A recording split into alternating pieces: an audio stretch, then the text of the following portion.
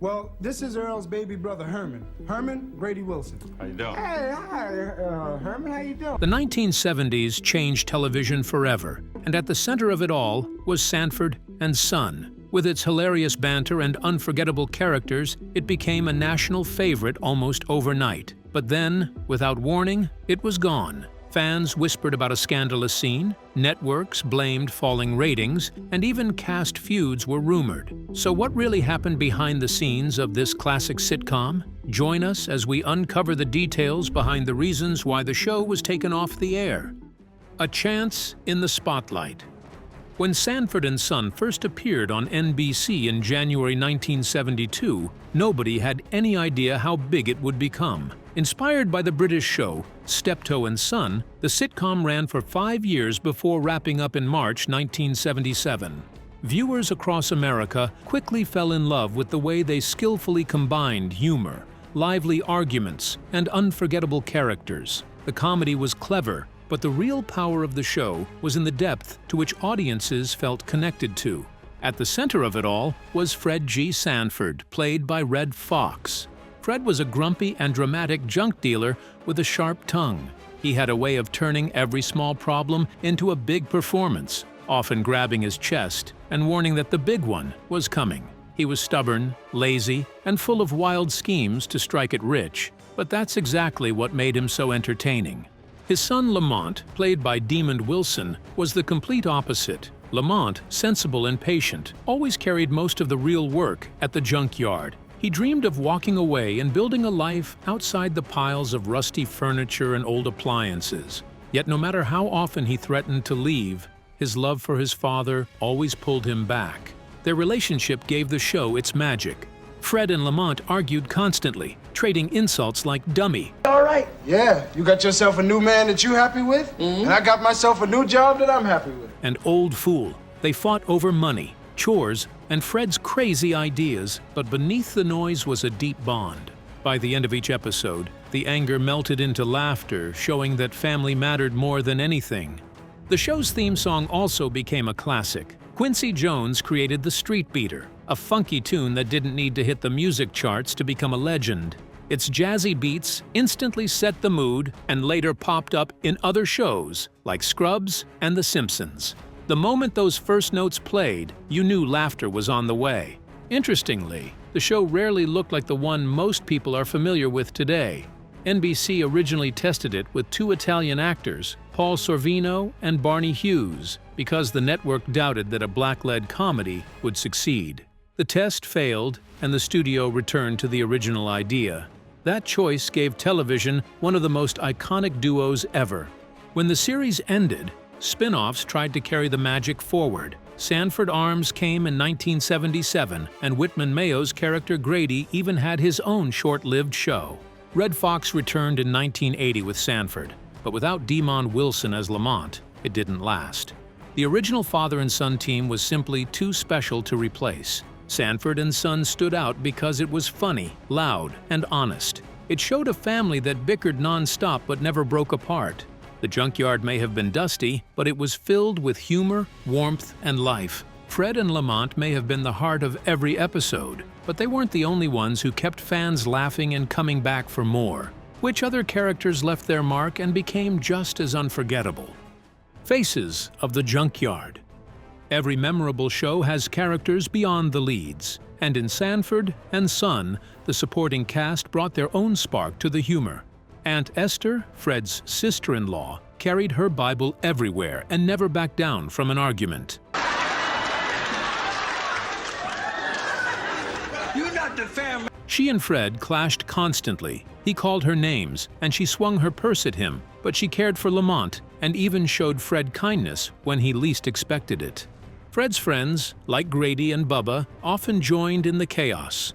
Grady was cheerful and well-meaning, famous for saying, "good googly goo." Bubba was always ready to back Fred's plans, no matter how risky. Then there was Julio, the Puerto Rican neighbor. Fred teased him often, but over time he grew to respect him, even helping Julio's nephew with schoolwork. Donna, Fred's girlfriend, brought patience and steadiness. At first, Lamont didn't trust her and called her the Barracuda, but he came to accept her once he saw her genuine care for his father. Lamont's friend Rollo also appeared often, trying to prove he had changed his ways, though Fred never quite believed him. Even the local police officers became part of the humor. Officer Smitty has a calm and smooth personality, while Officer Hoppy is a stark contrast. He often tried to sound cool with slang that never seemed to fit, and that made him interesting. Their visits to the Sanford home added small but memorable moments. From the beginning, the show was a ratings hit. It effortlessly ranked in the top 10 in its first season and was so strong by 1974 that it pushed the Brady Bunch off the air. At its peak, it became the second most watched show in America, just behind All in the Family. Its success also boosted NBC's Friday lineup, helping other shows like Chico and the Man and The Rockford Files find an audience. As expected with such success, awards soon followed. Red Fox earned several Emmy nominations for his role, and the show itself was recognized for both comedy and technical work. Over its run, Sanford and Son collected 12 Emmy nominations and 4 wins. In 2007, Time magazine listed it among the 100 best TV shows of all time. Though its ratings dipped in the final season, its legacy was secure. Fans still remember Fred's famous lines, Lamont's exasperation, and the lively mix of family arguments and reconciliation. More than 4 decades later, Sanford and Son remains one of television's true classics. Behind every popular show is a full-blown drama that was carefully concealed behind the scenes, and Sanford and Son had a fair share of that. What were some of the drama and challenges that they encountered? Breaking barriers and facing drama. As it has been established, one of the most important things about Sanford and Son was its cast. At a time when most sitcoms were led by white actors, this show stood out with a predominantly African-American cast. That was rare in the early 1970s, and it played a big role in breaking down racial barriers on television. The show proved that stories centered on black families could be both popular and powerful. But the path behind the scenes wasn't always smooth. During the 1973 to 1974 season, something major happened. Red Fox, who played Fred Sanford, walked off the show. Officially, he said it was for health reasons, but the real issue was money. At the time, he was earning $19,000 per episode, but he wanted a new deal. Fox asked for 25% of the show's profits, which sparked a serious dispute. Tandem Productions, the company behind the show, pushed back and even filed a $10 million lawsuit against him. After months of tension, the conflict was resolved in June 1974. Fox got what he wanted, which was a raise to $25,000 per episode and a share of the show's profits. His new salary matched that of Carol O'Connor, the star of All in the Family. For the first few episodes of Season 4, Fox didn't appear. NBC held those episodes back and made his return the highlight of the season premiere. Audiences were eager to see him again, and the network used his comeback as a way to keep the excitement high. By 1977, though, things changed again. Fox was offered a major deal by ABC to host his own variety program, the Red Fox Comedy Hour. With ratings for Sanford and Son starting to slip, he decided to leave the show. Some people believed the problems weren't only about money. Rumors spread that Fox had been upset over his dressing room, saying he didn't like the fact that it didn't have a window. Whatever the full truth, his departure was quite disappointing for his fans. The show also sparked controversy at times. One of the most talked about moments came in a courtroom scene where Lamont was fighting a speeding ticket. Fred stood up to represent him and looked around at the mostly black crowd waiting for their cases. He then joked, "There's enough in here to make a Tarzan movie." The line used a racial slur, and while the show often mixed comedy with tough topics, this time it struck a nerve. Many viewers found it offensive, and it led to debates about how far comedy should go.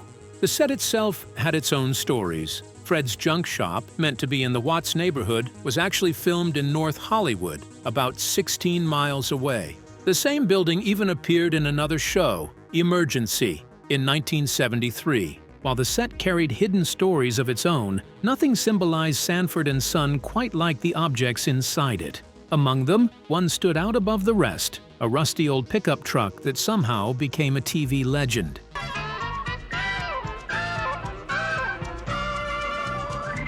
But how did this worn-out vehicle transform into one of the show's most unforgettable icons? Infamy and immortality. When people think of Sanford and Son, one image always comes to mind: Fred Sanford's beat-up 1951 Ford F1 truck. The old pickup wasn't just a prop, it became part of the show's identity. After filming ended, the truck changed hands several times, even appearing in spin-offs. Decades later, two car dealership owners, Tim Franco and Jeff Canner, restored it to its former glory. Today, it stands as a reminder of how something as simple as a truck can become a cultural treasure. The heart of the show wasn't just in the jokes, but in the bonds and conflicts off-camera. Red Fox's loyalty to LaWanda Page, who played Aunt Esther, is legendary. The two had known each other since childhood, and when casting began, Fox insisted she get the role. Producers hesitated, doubting her experience, but Fox threatened to walk away if she wasn't chosen. Thanks to him, Page's fiery character became one of the most iconic parts of the series. Not all relationships behind the scenes were so close. Demond Wilson and Nathaniel Taylor looked like best friends on screen, but were distant in real life. Wilson later revealed they never got along, and the two hadn't spoken for decades. Still, their believable chemistry shows how strong acting can hide personal differences.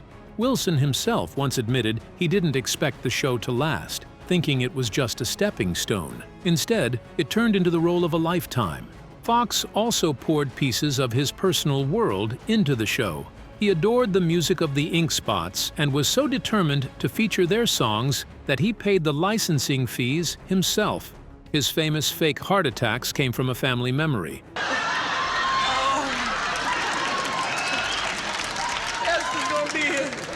His mother used to pretend to have spells to get attention. Even the names carried meaning. Fred Sanford was named after Fox's late brother, while Lamont came from a childhood friend in his washtub band. The show wasn't only funny, it sometimes struck an emotional chord. In one episode, Fred is seen with a photo of his late wife, Elizabeth, by his bed, the only time her face appears in the series. That small moment gave more depth to a character known mostly for jokes and bluster. Some of comedy's greatest minds also touched the show. Richard Pryor and Paul Mooney helped write episodes, adding sharp wit to its humor. And in a bittersweet twist, when Fox suffered a real heart attack years later, his castmates thought it was just another one of Fred Sanford's famous bits. Just like every show, Sanford and Son also came to an end. But what are the casts up to now? Life after the junkyard. The cast of Sanford and Son didn't just make people laugh during the show's run. Their lives after the series tell a story of success, struggles, and even a lasting influence. Demond Wilson, who played Lamont Sanford, originally thought the role would be short-lived. Instead, he became half of one of television's most beloved father-son duos. His relationship with Red Fox was complicated, and Wilson later described the tension in his book, Second Banana. Director Alan Rafkin even recalled that rehearsals could be chaotic, sometimes with Fox, and Wilson fooling around with real guns while under the influence. Red Fox, the soul of the show, was already a popular stand-up comic before stepping into Fred Sanford's worn shoes. His sharp humor and unmatched timing turned Fred into an icon. Beyond the sitcom, Fox acted in films such as Harlem Nights and Norman, Is That You? Sadly, in 1991, he passed away from a heart attack at the age of 68. LaWanda Page, unforgettable as Aunt Esther, had been performing long before Sanford and Son. Known for her bold stage presence, she later appeared in shows like Martin and Amin, as well as films like Friday. She passed away in 2002 at the age of 81, remembered for a character who could make audiences laugh with just one glare. Lynn Hamilton, who played Donna, Fred's girlfriend, continued acting long after the show. She starred in Roots, The Next Generations, had roles in The Waltons, 227, and Sister, Sister, and even appeared in films such as The Vanishing. Her last role came in 2009 on Cold Case. Raymond Allen, who appeared as Woody Anderson, made his mark despite fewer roles. He was also loved as Ned the Wino in Good Times. Allen sadly passed in 2020 at 91, leaving behind a trail of memorable small-screen moments. Whitman Mayo, known as Grady Wilson, was so popular that he even got his own short-lived spin-off, Grady. He later appeared in both TV dramas and films before he died in 2001 at age 70. Hal Williams joined the cast in 1972 as Officer Smitty. His career flourished afterward with roles in Private Benjamin, Hill Street Blues, Parks and Recreation, and many other shows.